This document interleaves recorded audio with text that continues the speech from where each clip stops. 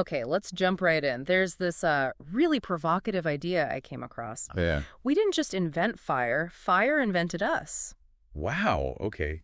That's a strong start. What's behind that? Well, it's from this fascinating take on fire, looking way beyond just, warmth or cooking. Right, not just the practical stuff. Exactly.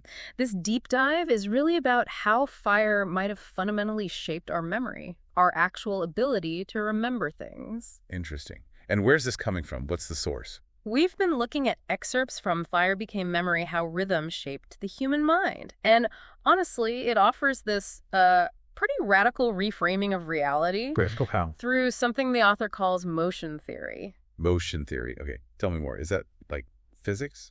Sort of, but maybe more fundamental. The core idea is that everything light, time, gravity, even like our thoughts isn't made of particles or fields in the usual sense. Not particles. So what then? Structured motion, like intricate rhythmic patterns. Everything is motion. Huh. So seeing isn't light hitting my eye. According to this theory, no. It's more like your brain synchronizing with the rhythmic motion of the light. Detection is resolving that motion, not just receiving something. And nothing actually travels. That sounds counterintuitive. Definitely a mind bender. But it sets up the main question we're digging into here. Which is? What if fire, with its flicker and pulse, was the first external motion loop we humans synchronized with? Okay. And what if that synchronization is what actually gave us memory? Ah, I see the connection now. Fire's rhythm leading to memory. That's ambitious. It is. So our mission today is to unpack that surprising link fire, rhythm, memory, and see how this theory connects them. Sounds good. Yeah. So where do we start? The rhythm part. Yeah, let's start there. Think about early humans. Before clocks, before calendars, what did they have? The sun, the moon, seasons, natural cycles. Exactly, natural rhythms. But fire was different, wasn't it? Because we could control it or interact with it more directly. Right. It was maybe the first external rhythm humans could consistently engage with, maybe even maintain, keep alive. And it has its own distinct rhythm, doesn't it? The flickering, the crackling. Yeah, it's dynamic, always changing, but always there if you kept it fed. It's not static like a rock. It's alive with motion. And the theory suggests our brains didn't just passively watch this. No, that's the key point. It suggests our brains actively locked onto it, synchronized with that flickering rhythm. Like tapping your foot to music without thinking. Kind of, yeah. That innate tendency to sync up with external rhythms. The author argues this was happening on a really fundamental neurological level with fire. Okay, so we're syncing with the fire night after night. What does that do? Well, think about the repetition. Coming back to the fire, the same rhythmic center every single evening. This, the author argues, established our first temporal anchor. A stable point in time. Exactly, a reference. The text even uses the term phase lock, like our internal rhythms aligning with the fire's external rhythm. Phase lock. Okay, so it's about stability, not just the light or the heat. Precisely. That consistent rhythmic stability, night after night, is proposed as the foundation. The foundation for what exactly? Memory. The very ability to remember, yeah. The theory suggests this rhythmic engagement was the trigger. It allowed us to start associating events over time, reflecting on them. Because we had this stable rhythmic backdrop provided by the fire. That's the idea. It gave a structure, a temporal framework where none really existed before in such a controllable way. A campfire.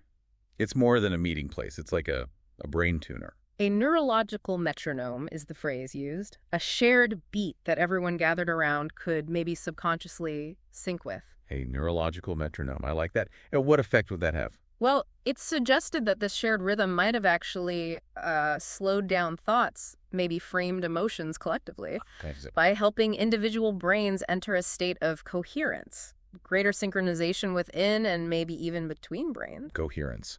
Like getting everyone on the same wavelength, literally. Sort of, yeah. Facilitated by the fire's constant pulsing rhythm.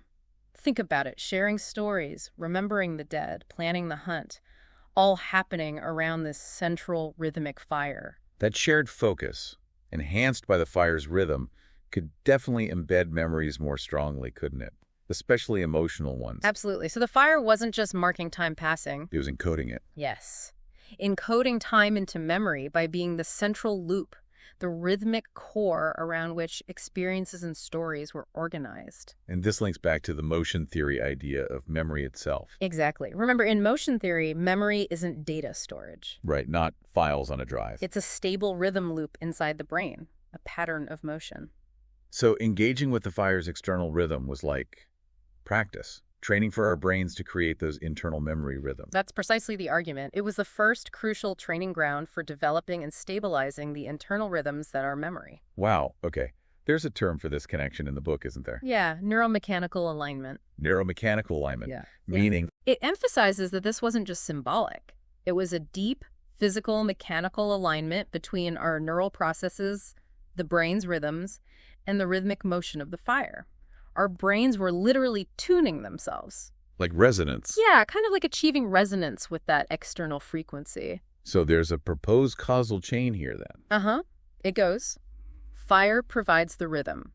We synchronize with it. That synchronization enables stable internal loops, which is memory. Memory allows for stories, narratives. Stories create shared meaning. And meaning builds culture, civilization. Exactly. Fire sync memory story, meaning civilization. And the reason we were so drawn to fire, beyond just warmth and safety, was because its structured rhythm felt, well, right, it felt stable and maybe even real to our nervous systems in a way chaotic nature wasn't. It provided order. A kind of primordial safety signal encoded in rhythm. You could say that. The author suggests this structured rhythm essentially became the first home for our nervous systems, a stable, predictable reference point. And from that foundation, that first sync, history, and everything else could arguably be built. It really shifts the focus from fire as a tool to fire as a cognitive catalyst. Totally. It wasn't just about surviving the cold. It was about jump-starting the way we process time and experience. So let's bring it back to the core idea then. Okay. The central thesis, really, is that remembering things wasn't just something we learned to do separately. It wasn't an isolated skill. No. It emerged from something more fundamental. Our ability to synchronize with rhythmic motion. And fire just happened to be the first, most powerful, controllable rhythm available. Our memory faculty grew out of that initial dance with the flames. Beautifully put. It makes you wonder, doesn't it? Wonder what? Well, if rhythm was so fundamental to establishing memory back then, how much does it still shape us now? You mean beyond memory? Yeah, like think about music. Why does it affect us so deeply? Or dance. Or even just the routines and rhythms of our daily lives. Could they all be echoes of that first synchronization around the ancient campfire? That need for a grounding rhythm? Maybe.